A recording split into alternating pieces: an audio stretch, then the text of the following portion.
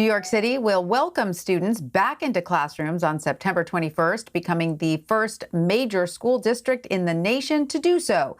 The start date is just over 2 weeks away and about 2 weeks later than originally planned. Mayor Bill de Blasio made the announcement after a deal was reached with the teachers' union avoiding a strike. Teachers have been protesting, demanding the city implement essential safety measures. To talk more about New York's reopening plan, we have the deputy editor from the city, Alyssa Katz, with us. Alyssa, welcome.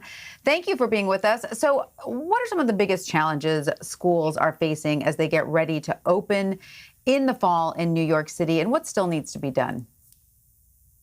Wow, and where to begin, right? Let's just be clear about exactly how New York City schools are reopening. It is on a part-time basis for kids, and this is simply because the social distancing measures that are being put into place in the classrooms make it possible really only to have about 10 to 12 children in any given classroom. And these are classes that more typically have close to 30 children. So in order to simply have enough room and be able to get all the kids in the school, each child is going to have school, depending on the week and depending on the school, between 1 to 3 days a week. That's how often they will be in the school buildings. And then the rest of the time, the children will continue to learn at home as they had last year during remote learning.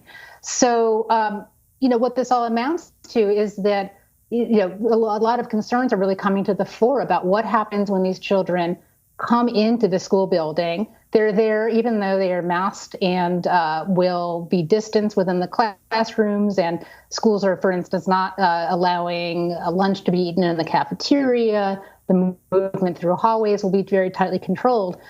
So there's a whole host of precautions that the City Department of Education is taking. But despite those precautions, unions, particularly those representing the teachers, they're really concerned that ventilation is inadequate in many schools, and that what it will amount to is that even if kids do keep their masks on, even if all these other measures are taken, that they really don't feel confident that the air indoors in the school will really be safe to breathe, and that they won't have outbreaks within the school. So these concerns have kind of dogged the de Blasio administration as they've attempted to do this very, very cautious reopening.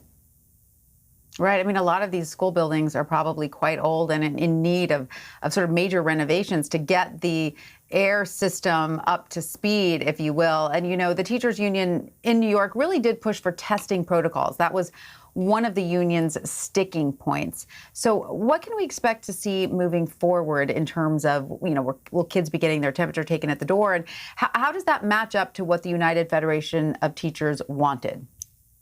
Yeah, and it was very interesting to see the United Federation of Teachers' position on testing evolve, because their initial request was for mandatory testing of all teachers, but also especially of all students before they were able to enter the building in the fall. And they ultimately changed what they were demanding. And what UFT President Michael Mulgrew said was that, he talked to some health experts in the New York area, and really, they said, look, it's not going to matter if all kids are tested for the first day of school, because they can get infected immediately after that, and it doesn't really gain you anything. But what they did recommend, and what is now in the final agreement with the de Blasio administration, is a plan to randomly test between 10 and 20% of students entering the building within any given period of time. And so that means that potentially any kid entering the building will have to be tested. And then the school system is saying that if you don't want to be tested, then you can opt for remote learning. So there is a portion of children, and it's about a third of the system now, where their families have said, thanks for the opportunity, but we're not ready for whatever reason to go back into school buildings. We will remain with 100% remote learning for the foreseeable future. So for any kid who's showing up, they will be subject to potential testing. So kids are given the option to completely opt out and go 100% remote. But I'm curious about the contingency plans if this in-person school does not work out and the district needs to move everyone to fully remote learning. What is the biggest concern there? Is the school system prepared for that?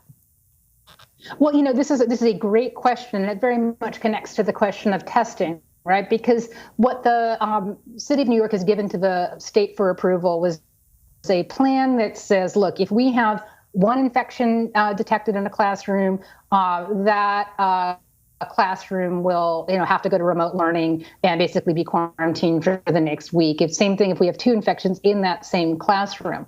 But if two different classrooms within the same school building have infections, then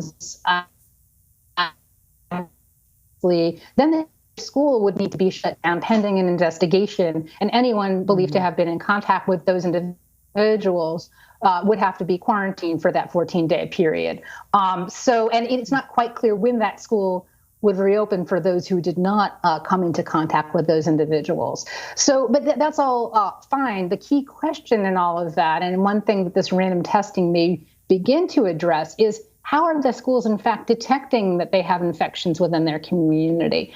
Because, it would be the family's responsibility to actually go and get their child tested. And then the schools are supposed to be notified through New York City's contact tracing system, and that would require family cooperation.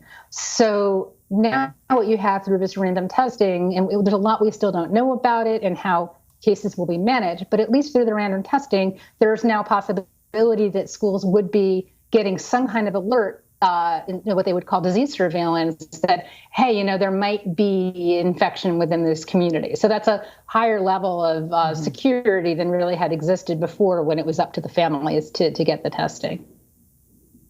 And Alyssa, how do you think that New York City's reopening might set the stage for other major districts like Los Angeles or Chicago? I mean, how might their plans change if things go well in New York?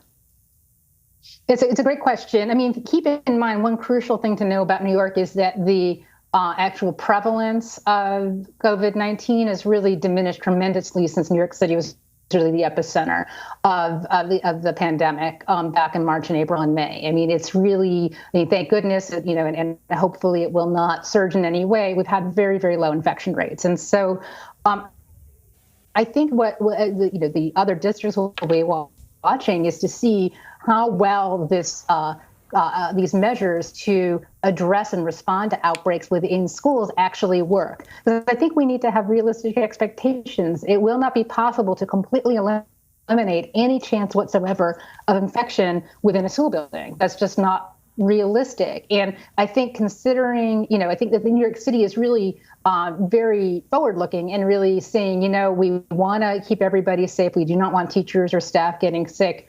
But we also have to consider kids' educational needs, their emotional needs, and that we will actually manage any potential disease outbreaks before they get too big, before anything really becomes a dangerous situation, and actually just make sure that kids can continue to get educated. So if we can pull this off in New York City, this can be a model for other districts. If it doesn't work out, and if we have outbreaks that become large or any kind of super spreader events, it's unlikely because kids will be wearing masks and distance and so on, but we can't say that won't happen. And if that happens, clearly it will be bad news for any other efforts to reopen.